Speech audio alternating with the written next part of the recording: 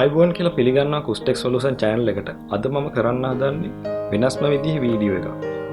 ඒ කියන්නේ මම මෙච්චර කල් වීඩියෝ රෙකෝඩ් කරපු මගේ Canon 700D DSLR කැමරාව හදාගත්ත හැටි. ඉතින් මුලින්ම කියන්න ඕනේ මේ කැමරාව මම අරගත්තේ 2013 විතර. දැන් අවුරුදු 7ක් විතර වෙනවා. මේ කැමරාවේ ගිය අවුරුද්දේ දැන් අවුරුද්දකට විතර වෙන්න එනවා. ඩිස්ප්ලේ එකේ ප්‍රශ්නයක් ආවා. ඒ කියන්නේ ඉරි වගේක් යන්න ගත්තා. පස්සේ මම මේක ගත්ත තැනටම අරන් ගියා මේක හදාගන්න පුළුවන්ද කියලා බලන්න. ඒගොල්ලෝ කිව්වා මේක මෙහෙ හදන්න බෑ. සිංගප්පූරු යවන්න වෙනවා. මේකට අඩුතරමේ ඩිස්ප්ලේ එක අලුතෙන් දාන්න රුපියල් 14000ක්වත් යනවා කියලා. පස්සේ ඒ වෙලාවේ මගේ අතේ එච්චර සල්ලි තිබුණේ නැහැ. මම තව ටිකක් හොයලා බැලුවා. මේක ඉන්ටර්නෙට් එකේ එහෙම සර්ච් කරලා බැලුවා. YouTube එකේ වීඩියෝස් බැලුවා. මොනවද මේකට කරන්න පුළුවන් කියලා. පස්සේ මම eBay එකේ මේ ඩිස්ප්ලේ යුනිට් එක සර්ච් කරලා බැලුවා මොඩල් නම්බර් එක ගහලා. මේක මට ඩොලර් 18කට වගේ ආසන්න වශයෙන් රුපියල් 2000කට වගේ කිට්ටු වෙන්න මට eBay එකෙන් හම්බ වුණා මේ මොඩල් එක. පස්සේ මම ඕඩර් එකක් දැම්මා මේක කොයිකටත් කියලා. ඊට පස්සේ ඕඩර් එක මාසයකට විතර ආවට පස්සේ මට ඊට පස්සේ කැමරාව ගලවන්න මං ගාව ටූල් සෙට් එකක් තිබුණේ. ඊට පස්සේ මම පිටකොටුවේ ඇවිදින්න ගියාම ඉතින් මේ පිටකොටුවෙන් ගෙන ආපු ඒ ටූල් කිට් එක තමයි මේ තියෙන්නේ. තියෙන්නේ ටූල් කිට් එක. මේක මට රුපියල් 700කට වගේ තමයි හම්බ වුණේ. මේකේ ඔක්කොම ක්ලෑම්ප් එකක් ගලවන එක ඉඳන් LCD එක ගලවන ටූල්ස් ටික ඊට පස්සේ රිබන් ගලවන ටූල් එකේ ඉඳන් හැම එකක්ම මේක තියෙනවා.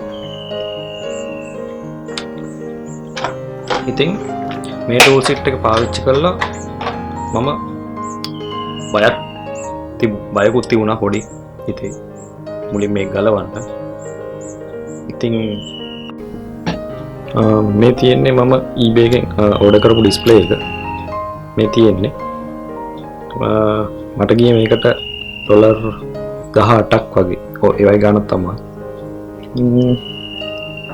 මේ තියෙන්නේ ඒ බොක්ස් එක. මම දැන් මේ ගලවපු කෑල්ල තමයි මේ බොක්ස් එකට දාලා තියෙන්නේ. ඉතින් මේක හොඳ මතක සටහනක් විදිහට තියාගෙන ඉන්නවා. බයකුත් තිබ්බා පොඩි මේක ගලවන්න. ඉතින් ඒ වුණාට කොහොම හරි මට ඒක DSLR එක ඩිස්ප්ලේ එක ගලවන එකේ වීඩියෝ ගන්න බැරුණා. මම ෆොටෝස් ටිකක් තමයි මගේ ෆෝන් එකෙන් අරගත්තේ. ඉතින් මට කියන්න තියෙන්නේ මේකේ බය කියන්නේ රිස්ක් එකකුත් තියෙන අරගන්න ඕනේ. හැබැයි ගොඩක් හොඳට හිතලා බලලා ඒ කියන්නේ මේ දේවල් ගැන හොඳට හොයලා බලන්න ඕනේ. ඉස්සෙල්ලා මොඩල් නම්බර්ස් මොනවද, ඒ ඉක්විප්මන්ට් පාවිච්චි කරන්නේ කොහොමද, මේවා හරියට මොඩල් නම්බර්ත් එක්ක ගැලපෙනවද, ඒ දේවල් හරියට තෝරලා බලලා තමයි මම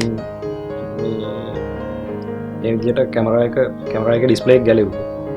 ඉතින් දැන් අවුලක් නැතුව දැන් වැඩ කොහොම හරි රුපියල් 14000ක් යන වැඩේ මම රුපියල් 3000කින් වගේ ගොඩ දාගත්තා. ඉතින් මම කියන්නේ මේ වගේ මොකක් හරි ඔයගොල්ලන්ගේ මොබයිල් ෆෝන් එකේ වුණත් වෙන්න පුළුවන්. මේ වගේ ට්‍රබල් එකක් ආවොත් ඔයගොල්ලෝ පුළුවන් පළවෙනි පාර එක ලැප්ටොප් එකේ වුණත් කමන්නේ. මොකක් හරි ට්‍රබල් එකක් ආවොත් ඔයගොල්ලෝ හොඳට මේ YouTube එකේ ඇති වෙන්න ඕන තරම් ටියුටෝරියල්ස් තියෙනවා. Google එකේ සර්ච් කරලා බලන්න. يعني YouTube එකේ තමයි වීඩියෝ ටියුටෝරියල්ස් තියෙන්නේ. ඉතින් මේවා ෆලෝ කරලා ගොඩක් දේවල් ඔයගොල්ලන්ට ඉගෙන ගන්න පුළුවන්. මම කියන්නේ ඒ වගේ ඔයගොල්ලන්ගේ මොබයිල් ෆෝන් එකේ අවුලක් ආවත් ඉස්සෙල්ලා පොඩ YouTube එකේ සර්ච් කරලා බලන්න මොකද්ද මේකට කරන්න පුළුවන් කියලා. ගොඩක් ටියුටෝරියල්ස් තියෙනවා. ලෝකේ ගොඩක් කන්ටෙන්ට් ක්‍රියේටර්ස්ලා මේවා කරන්න හරි කැමැත්තෙන්. ඉතින් එකක් බලන්න එපා. වීඩියෝස් 10ක් විතර බලන්න. මොකද සමහර ඒවා ඒගොල්ලෝ කරන ක්‍රම වෙනස්. සමහර ඒවා හරි කියන්නේ ටූල්ස් පාවිච්චි කරන විදිහ එහෙම නැත්නම් ඒගොල්ලෝ පාවිච්චි කරන ක්‍රම මේ කියන්නේ එක ක්‍රම වලට පාවිච්චි කරනවා. ඉතින් එක වීඩියෝ එකක් බලන්න නැතුව වීඩියෝස් 3-4ක් බලන්න. බලලා හොඳ අයිඩියා එකක් අරගෙන ඔයගොල්ලෝ try කරලා බලන්න. ඉතින් අපි තව වීඩියෝ එකකින් ඉස්සරහට හම්බෙමු මේ වගේම.